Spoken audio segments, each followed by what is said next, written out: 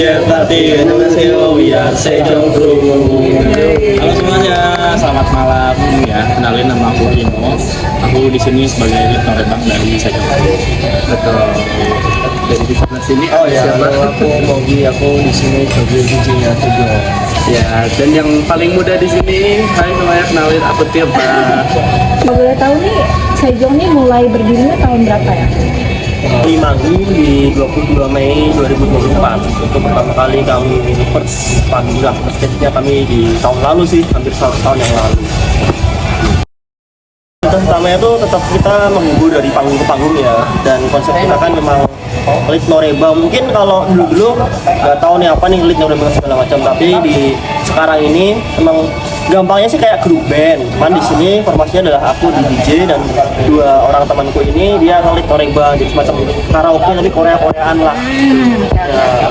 Penggunaan teknologi informasi. Jadi apa aja sih yang dilakukan oleh Sejong Crew dalam mendukung kegiatan organisasi? Ya, terutama ya sosial media zaman sekarang itu kita pakainya TikTok sama Instagram. Jadi mana kan kalau TikTok itu jangkauan untuk diakses sama orang luar kan sangat-sangat besar ya. Jadi even dia yang dalam kota, luar negeri pun tetap bisa mengakses akunnya sendiri. Jadi kalau kita buat konten itu pasti bisa FYP juga gitu. Dan kalau Instagram itu biasanya kita pakainya promosi untuk konten-konten setelah kayak after movie setelah kita manggung, atau mungkin kita selalu post poster-poster pas kapan aja kita manggung gitu, kita posting di sana juga. Gitu. Berarti sekarang udah rame Sejong. Alhamdulillah. Puji Tuhan. Oh beda ya, Beda server kita, beda server. Sosial media yang kita gunain itu Instagram sama TikTok. Baik-baik untuk kita berinteraksi sama audiens itu kita selalu menggunakan 2 aplikasi itu. Betul. Kita pakai live Instagram, kita pakai live TikTok, yang dimana kan kita bisa secara langsung buat ngobrol sama mereka juga, bertegur sapa dengan mereka juga, kita bisa say hi sama mereka, kita bisa nanya kegiatan mereka ngapain atau apapun itu. Dan interaksi alhamdulillahnya juga sama Sejong kurang lebih setahun ini interaksi antara kita sama audiensnya juga cukup seru, dan dengan keseruan dari audiensnya juga itu membuat Sejong semakin hari semakin meningkat, semakin hari juga semakin ya mulai perlahan mungkin bisa dikenal orang juga karena audiensnya juga energinya juga cukup seru dari mereka gitu.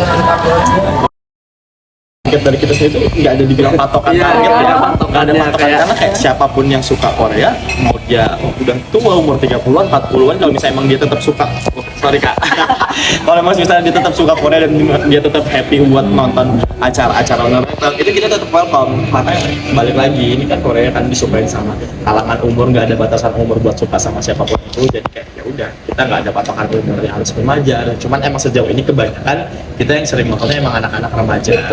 Bagaimana sih proses produksi konten? Nah, itu videonya gimana, cara editan gimana, dan gunakan software apa nih? Kalau buat editing video atau kita ambil video itu biasanya kita kalau editing kita bisa pakai CapCut gitu. Terus juga kalau buat kadang kita kalau bikin event kita bikin poster itu kita pakai Canva kayak gitu. Terus juga kita kadang minta bantuan sama AI buat cari inspirasi nih inspirasi apa yang bagus buat tema ini ya kayak gitu. Kadang kita pakai itu kayak gitu. Terus juga buat editing kita pakai CapCut. Kalau untuk produksi musik sih aku pakainya record book ya. Biar istilahnya kalau kita masukin musik langsung ke mesin DJ itu nggak bisa kita pakainya record book. Kan dalam segi produksi atau segi apapun itu. Kalau dari segi produksi sebenarnya tantangan tetap kreativitas ya. Maksudnya buat sekarang ini untuk menemukan ide yang original itu susah banget karena semua orang bisa mengakses, semua orang bisa pakai. Jadi emang kalau sekarang kita untuk bikin sesuatu yang benar-benar original tuh hampir mustahil lah. Jadi paling tetap ATM, amati terus modifikasi. Paling mudah itu. Paling kalau dari sisi produksi itu sih tantangannya, kita masih susah buat cari ide yang orisinil. Cara kalian menjaga relevansi konten agar menarik bagi penggemar?